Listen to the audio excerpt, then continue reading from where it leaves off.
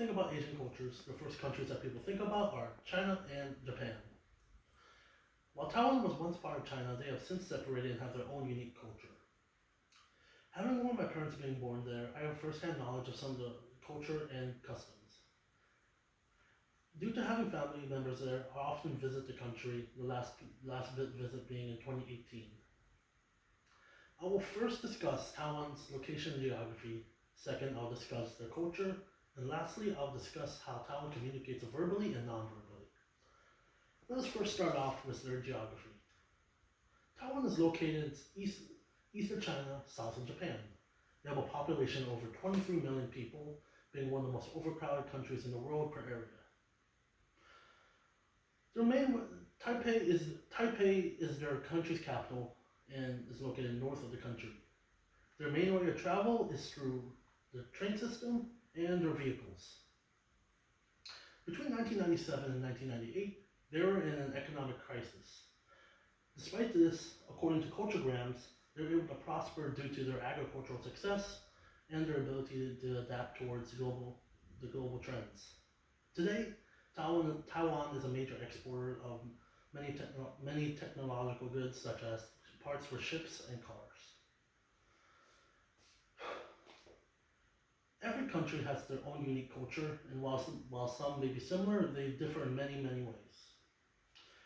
Taiwan's culture is a combination of the many surrounding cultures, and despite this, they do have their own culture. Whether you're in the city or in rural Taiwan, they have many pieces of beautiful architecture. Like China, there are many temples throughout the country. Within the temples, they are very respectful towards the dead while having a very ornate design. Taipei 101 is the most famous piece of architecture in Taiwan. It is known for being one. It was formerly known as being the tallest building in the world.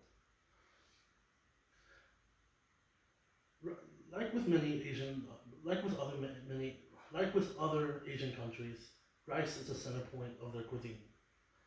Aside from this, according to the Encyclopedia Britannica, China's cuisine has been adopted towards Taiwan. They even consider Taiwan to have one of the best cuisines in the world. The best way to experience Taiwan's multicultural cuisine is through the night market. They hold a variety of Asian cuisines through many different countries, such as sticky tofu and takoyaki. Their most famous food is bubble tea or boba. They are known for creating the drink with tapioca balls. Communication is very important and part of every society. Taiwan has many ways of communicating verbally and non-verbally. Again, according to Culturegrams, the main dominant language is Mandarin. But aside from this, Taiwanese is very prominent within the country, being spoken by the elders and people located south of the country. English is the most common language to learn as a second language. Whenever a native is greeting someone, they will ask, "How are you?"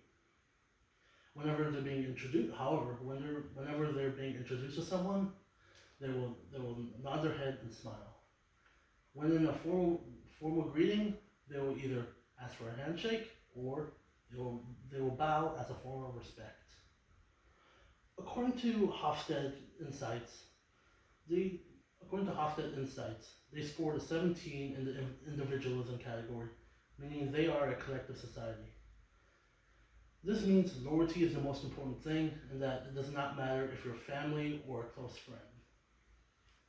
Also, Taiwan is considered to have high power distance, meaning that their place in society is already set. They do not care about any unequal power distribution within one another. Within their family structure,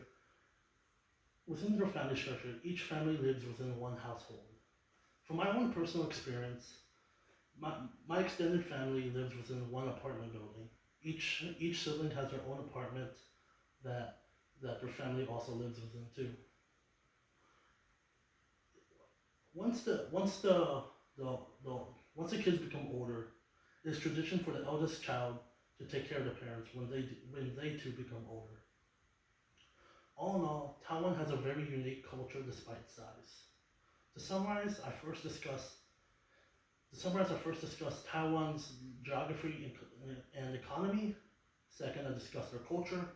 And lastly, I discussed how Taiwan communicates verbally and non-verbally.